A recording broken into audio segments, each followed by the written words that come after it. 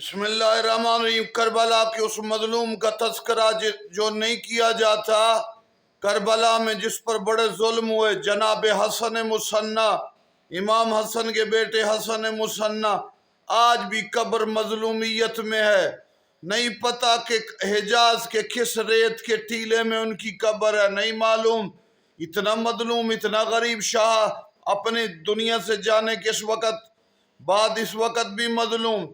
کربلا میں ظلم دیکھے اپنے تئیں تو ان ملعونوں نے جناب حسن مصنع جو امام حسن کے بیٹے ہیں ان کو شہید کر دیا، شدید زخمی ہوئے، خدا نے بچایا۔